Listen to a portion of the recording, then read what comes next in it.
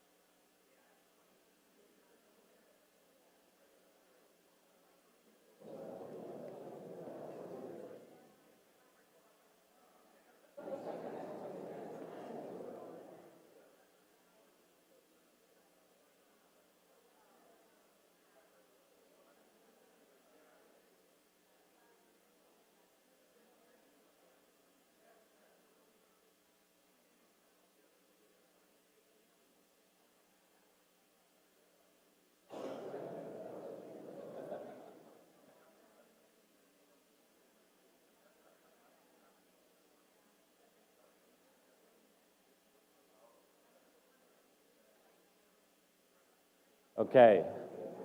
Did you have a chance to get some numbers coming out? Hopefully most of you got the math. So can I get a quick show of hands? How many people have 30% or less of their organization is currently agile? Right, so I'm looking at, probably 40% of the room. How about 50% or more of your organization is agile? Okay, and let's say 75% or more. Anybody got more than 75? There's like 10 hands up. Okay, so you notice I'm already beginning to say how many of you are agile just because of the number of teams. This is the conversation I have many times. You're not agile because you've got lots of agile teams, but I'll talk about that in a second. What I wanted to add here is there's some real data out there. There's a lot of surveys that look at how agile are organizations. Now, these are typically surveys going out to agile folks. So read them with a little bit of a pinch of salt, because we're not asking the people who don't want to answer agile surveys, right? But the numbers along the bottom here is from version 1 survey last year, and they argue that 8% of the population that they surveyed have 100% of their teams are all set up as agile teams, right down to 2% who are saying, I have no idea why this survey is talking about agile teams. We don't have any, and I was expecting to get a free donut at the end of this, or whatever it is, right, as they're going through it. Now, then if I go play around with the maths, and this is where my statisticians will want a conversation at the end of the day, I'm trying to figure out what's your upper quartile, the top 25% of companies, how much of their production capacity is agile, right? Versus the lower quartile, which means 25% of companies or less have that. So what you find is the median is just around 50%, 53% actually. If you're less than 32%, then 25% of the companies around the world have, that we're comparing with, you're like the lower quartile of that 25%. If you're above 76%, you're in the upper 25% of organizations in terms of their ability to do agile, right? Now, the challenge with this has been the primary reason people are trying to make these changes. People get really worked up about this, and they go, look, we've got loads and loads of teams, and we go into organizations, and they just pump through the change to the teams. Does that mean you're agile? Okay, almost certainly not. There is more to it than that, but it's a very easy measure to go after. And again, back to Niels' talk, it's a really easy, a target to provide an organization. As a VP or a CIO, I can say, we want 60% of our teams working in an agile way, and somehow we think we can now tick the box and say we're agile, right? So challenging that, I want us to think a little bit more about what that problem is. So cross-functional teams, it's not just forming cross-functional teams. If you've not had a chance to read this book, Turn the Ship Around, it's a phenomenal story about the commander of a submarine in the US Navy. And again, if you don't read, which many of us don't, there is like a 15-minute YouTube video out there which tells you most of the salient points, right, as always. Now, what's really useful about this is that shift in mindset in terms of how people work. Just having teams isn't enough, okay? One of the things we're looking for is these complex areas, like running a submarine, this is a nuclear submarine, when things go wrong, it's very different to when things go wrong on an agile team, right? So they need to be able to understand how to work these things. And David Marquet's story is basically around how a very hierarchical organization, the US Navy, how he worked in that environment to adjust to that change. And one of the things that he talks about is effectively what's called the Western model, or what he refers to. The Western model says there are 3 types of organizations. So now I'm adding a little bit to what Niels was talking about. Niels was talking about those 3 different organizational structures, or the different ways of getting things done. Here we're talking about how your leadership team works.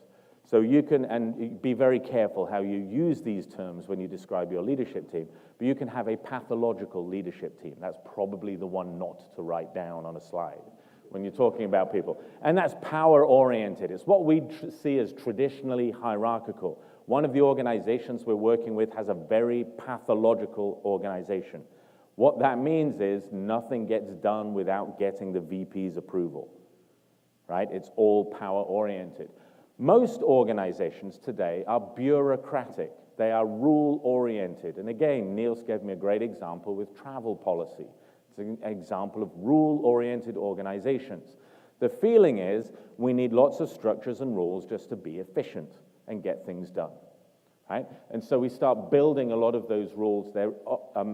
One of the ways I know I'm in a rule-oriented organization is when very early on people start talking to me about roles and responsibilities, right? RACI diagrams and things like this. And we kind of have to go, yeah, we'll definitely give you a role description for product ownership or a role description for Scrum Master. And then we do everything we can not to actually give them it because they don't need it, right?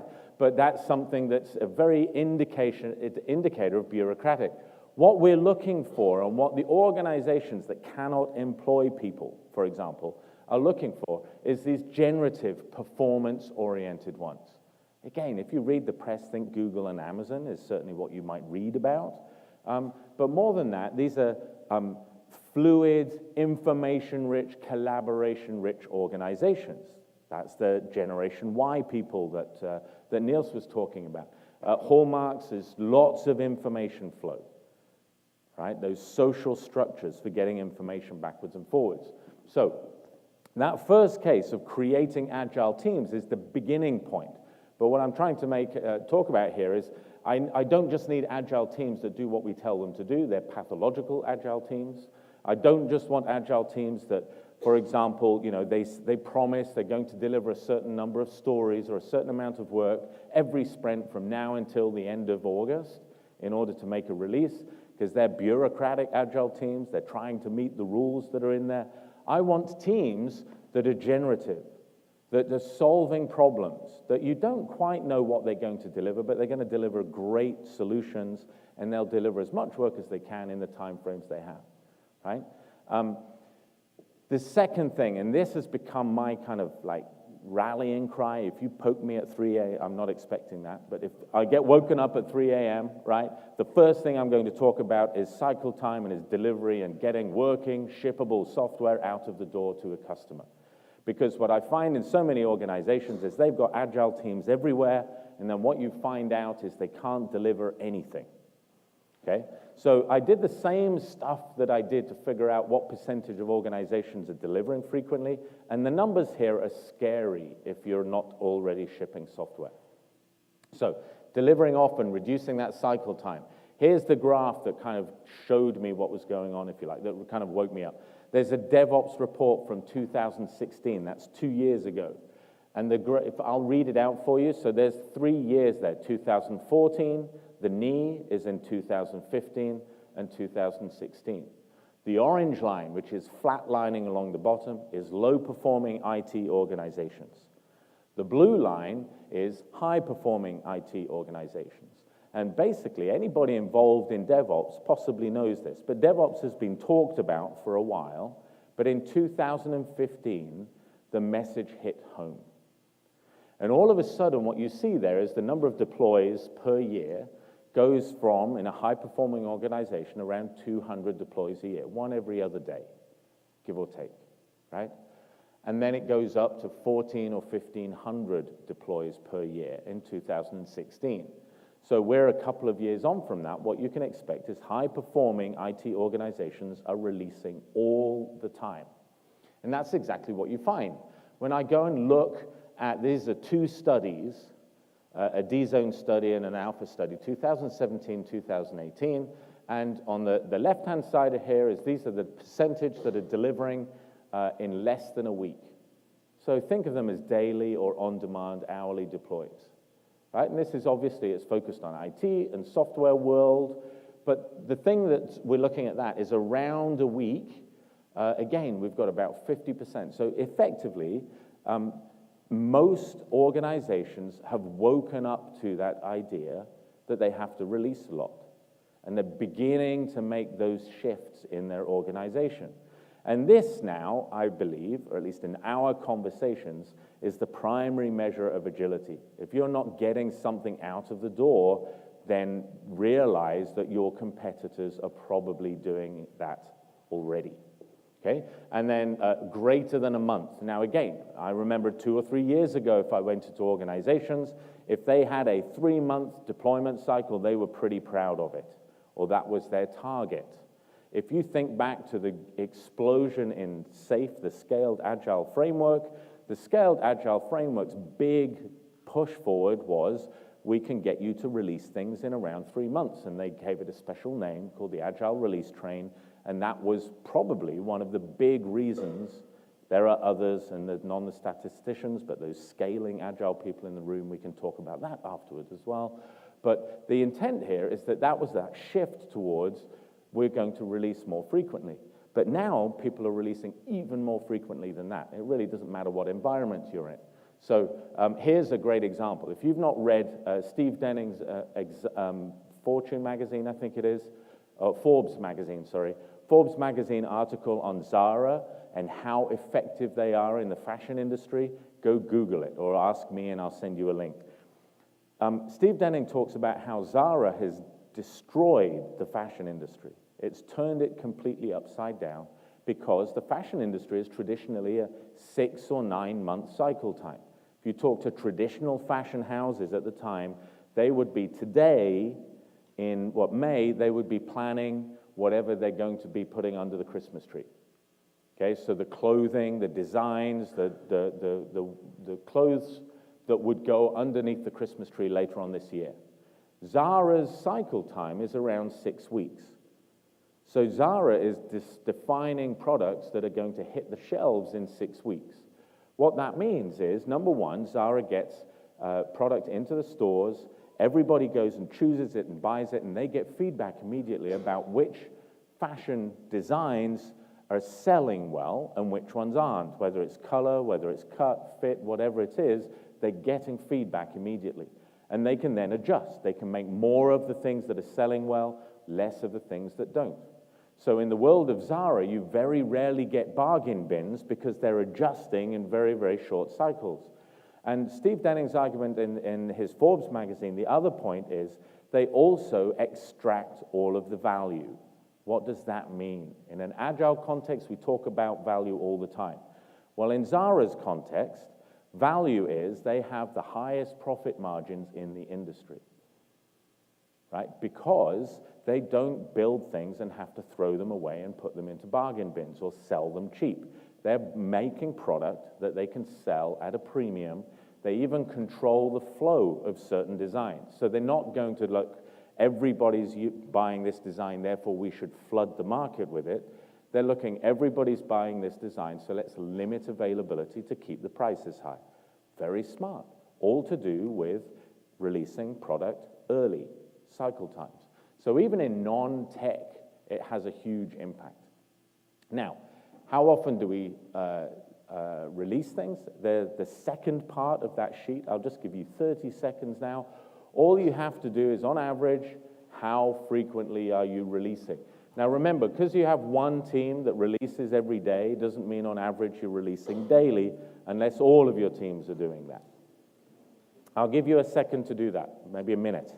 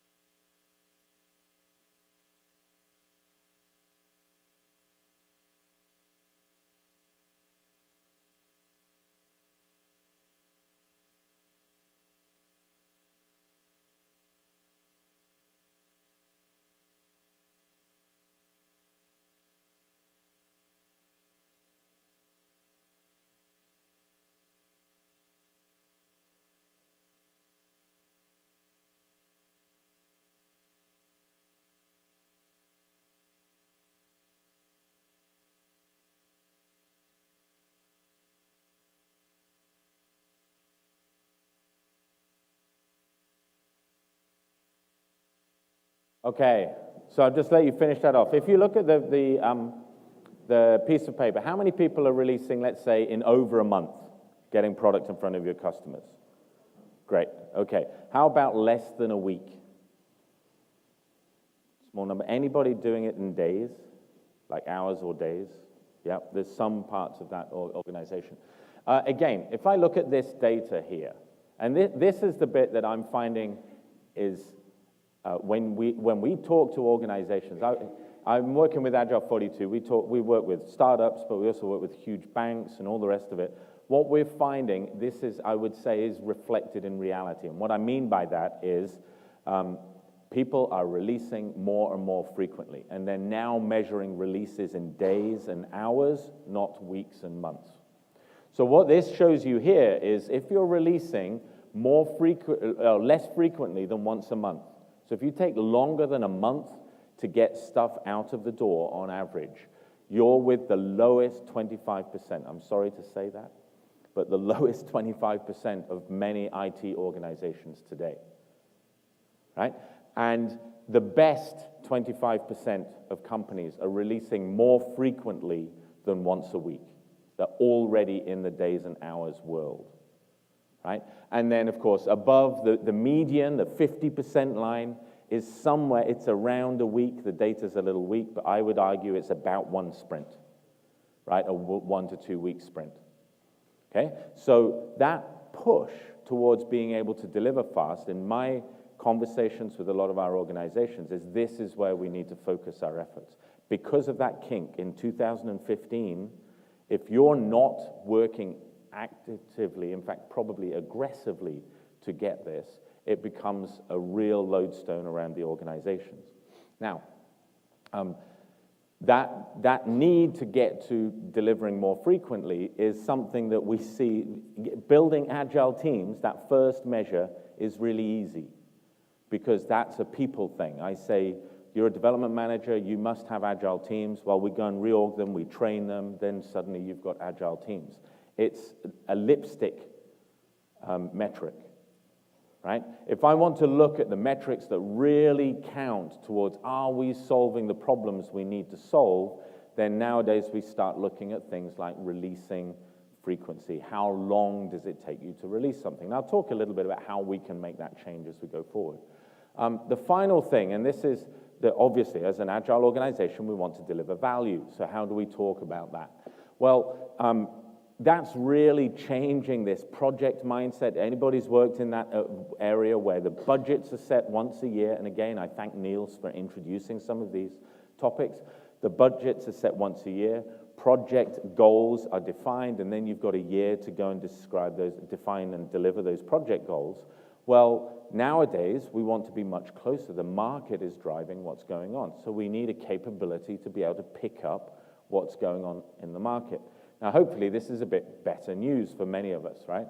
First of all, it is becoming more important. Here's a result from the version 1 survey from last year, and this is how do we measure the success of an agile transformation. Top of it is still on-time delivery, 53% on-time delivery, right? Our PMOs still value delivering what you said on the date you said it, whatever our customers might think, okay? But the great thing that's coming in is business value has jumped 2 or 3 places, and now 46% of organizations understand that it's about business value. That's something they want to see somehow in their agile transformations. Now, it's a little lukewarm. Business value is very difficult to measure, of course, but organizations are beginning to recognize they want to see value coming out of their organizations. Here's why it's important. Now, anybody who goes into, has conversations, or I do trainings, I give an introduction, one of the things I tell people is I'm a terrible investor, because my background is I have a doctorate, a PhD in geophysics. I'm a seismologist by training, right? And when I left seismology to go and get a job, or I left the academic world to go and get a job, oil was $15 a barrel. So I said, there's no point going into the oil industry, and I went into IT instead. And all my friends have oil companies, and I'm an agile coach. Let me say it that way, right? So here's another example. This is Netflix. Now, if anybody remembers, Netflix, a few years ago, had the DVD business. Many of us here probably use that DVD business, and they wanted to build the streaming business because they saw a future in streaming, okay? And they split the two, and they expected to charge their customers for the DVD business and then separately charge them for the streaming business. Now, Netflix, even at that time, had a history, a DNA of testing everything. The CEO didn't test this one thing because to him it was so self-evident it was a good move that they went ahead and changed. And the arrow there shows the point at which they announced that change. And as you can see, the stock price collapsed as a result. They hemorrhaged customers, right? Now, this is where I should say, and I noticed this, and I bought shares at that point, but I did not, right? And then, of course, it's run away from itself, and it's a hugely successful company.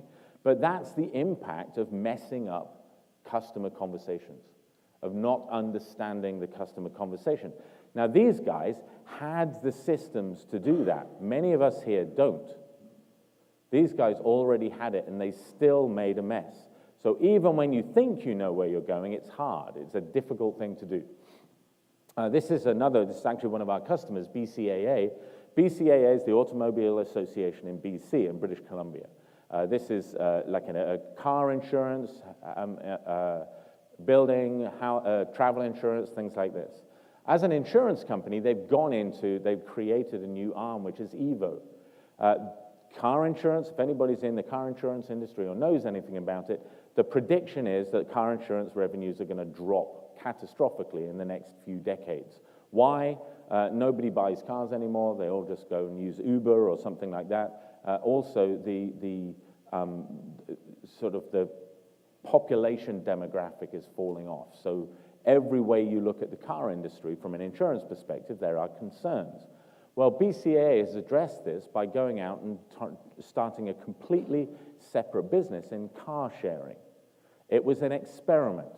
They tried it out, and they're doing extremely well. So well, in fact, they're hoping to be able to roll that out across many different provinces in Canada, right? It's an example of that staying close to your customers and understanding it so that you can start managing that drop-off in the S&P 500. So you've got options, and you can test those out and work with them. Now, finding data around how people are using value to measure things was really difficult. I found one paper.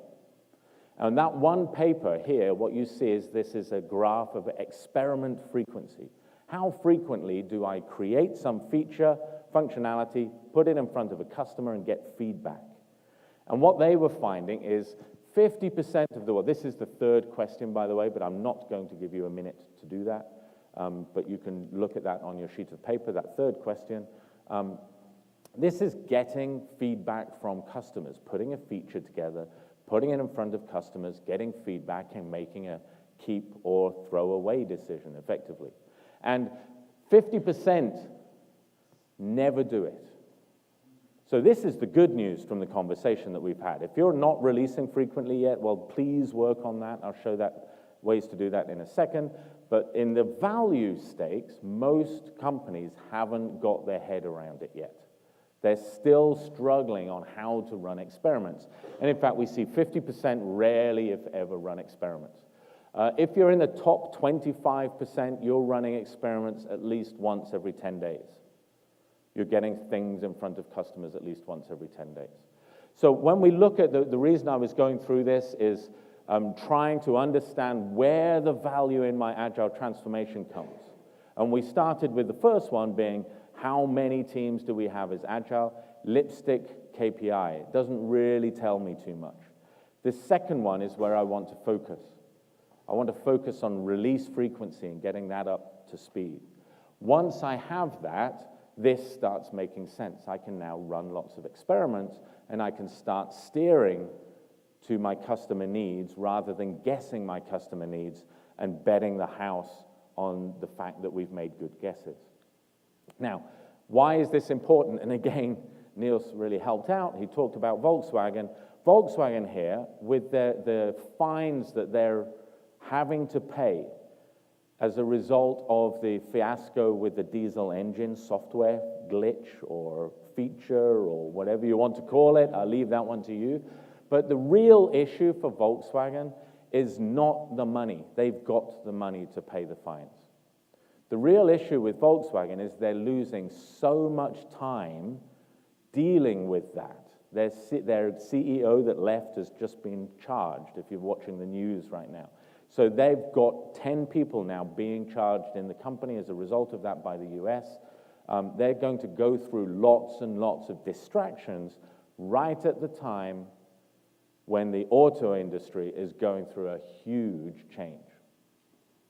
Okay, so that lost time and focus is what's really going to unblock things. Now, I very briefly, this is Agile 42's transformation model, but it's any model that you can use. You can use OODA loops, you can use plan, do, check, act, whatever it is. But the key thing you want to do in an agile change in your organization is go through that loop many times. Come up with an idea, right? So, for example, the first idea many organizations go through is we need lots of agile teams. So they'll go through and they assess how many agile teams they could build, make, and they create a number of agile teams. They pilot it and they get some form of success, and hopefully they keep stuff. But then you want to start adding other things, like how frequently can we release things, and so on. And so that assessment strategy pilot phase is just like build, measure, learn, or plan, do, check, act. There are many of these Deming cycles out there. Our intent here is, though, to learn and adjust, and we want that to be as frequently as possible. So in the delivering fast, when you work with organizations, and you want to make a shift here, here's one of the things you want to watch for. You're not going to be able to deliver fast just by telling people to deliver fast. You will have many organizational constraints that will stop it, right? The first ones are just, we don't need to, or you don't get it, it's hard, to which the response is, yes, we understand it's hard. Now, remember, turn all those smart people onto it and get them fixing things. Here's the thing that I want to pick up here, right? So these are pretty obvious. Reduce your release costs, focus on that, start measuring your release cost and reduce it. The bottom bullet is the one that I want to focus on, because I'm seeing this happening all the time, and Niels again gave us a great platform to discuss this. What I see happening is we say, look, over here we've got our delivery teams, and they've been working with us for 25 years, and they're fantastic at delivering our old creaking system, right? And what we've got over here is we've gone and outsourced our automation team. And this group over here is going to automate the delivery of what this group did. And we're seeing that either as we've brought in a company to do it, and if you're in the business of being brought in as a company, great, right? But what the worry I have, the concern I have, is these are the people who, number one, know how to make those changes. They've just not been allowed to make the changes until now. I bet money they've been going, oh, this is ridiculous. Why are we doing it like this? If I had a little bit more time, I could put these scripts and tidy them up, and they would work more reliably, right? And instead of relying on these people and giving them the space to make the changes that they know need to be made, organizations go out and they go, we've just outsourced our IT automation group. This is our DevOps team. They're super expensive. They're super good people. And they're going to bring all these tools in, and then we're going to throw the tools over here. Please home grow your DevOps strategy. That's maybe what I should have written up there. Bringing these people in who've been dying to get involved with this and get them involved and empower them to do it. By all means, bring some of this group over here in. Throw some of them onto the team, get some expertise, some current expertise is always good, but that separation of outsourcing it is not going to solve the problem, because the moment these guys go away, everything will start creaking again, and we're going to go back to the way we were before. So the other thing I'll maybe focus on here is that they aren't all technical. Here's a couple of things that we've seen in organizations. Number one, every blasted committee meeting that has to go to get your approvals, okay? Again, Niels gave lots of very clear examples of that, but steering committee approvals. Now, here's another one, security. One of the organizations we're working with is Best Buy Canada. And if I'm using the name of a company, it's because they've said we can use the name of the company, right? And in Best Buy Canada, they now have security approvals on every single delivery team. They've trained individuals on those teams in what it needs to be done in order to get security approvals, because they're moving to releasing on a daily basis. They have around 30 teams, 3 of those teams already release daily, every other team releases every 2 weeks. And they're moving to daily releases. There is no way they can get security approvals done for 30 teams that are releasing every day. So they've moved that capability onto the teams. That was not something that they did quickly. It was one of the last things they moved, but they chipped away at each of those things and eventually realized they had to move that into the teams. Right? That's just one example of what we can do there. People culture. So we know this is now number 1 that we looked at, the agile teams. Until you can release frequently, don't scale the number of agile teams you've got. Try to get 2 or 3 or 4 teams running, releasing frequently, really happy with the pace that they're releasing. Then is the time to say, right, now let's get 40 teams across the organization, right? And if you look at this, learn how to manage them so you don't manage agile teams, right? You're going to have to work in a different way there. Remember the pathological, bureaucratic, and generative cultures that you're looking for. You want a generative culture. You want to empower the teams. But here's the problem. If I've got a group of people who've been used to being told what to do, I can't just say, hey, you're an agile team, go. Okay? You make the decisions. Because they'll make the decision not to make decisions. Because they don't know how to do that. We've got to walk the walk with them and help them do that. If you're not familiar with it, there's a matrix called the Hackman Matrix. It talks about self-organization and how to guide teams to self-organization. I don't have a slide on it. I mention that right now just because it came to mind. It might help a lot in helping teams take that step-by-step journey towards self-organization. And then watch for the friction, because there will be friction. But here's the thing. What we normally do with friction is I think that means I'm done. We put a policy in place. This is my last slide. So the other one on value focus, all I'm going to say on the value focus, because it is my last slide and I want to call it here, all I'm going to say is watch out for budgeting and project management. Your value focus is going to have to deal with budgeting sooner rather than later. Okay. I'm just going to say thank you very much now. I've just noticed there's 2 piles here. There's a whole pile of books here. I think this is Neil's collecting money for the budget, for the bar later on. So please feel free to buy some books here from Neil's. I'm sure they're going to be very good. I'm slightly cheaper than that, so you can take these. But there's only a few of them. Yeah, exactly. So you're free to come and take anything that's here as well, right? Thank you all very much. Any questions, please feel free to come up. Thanks.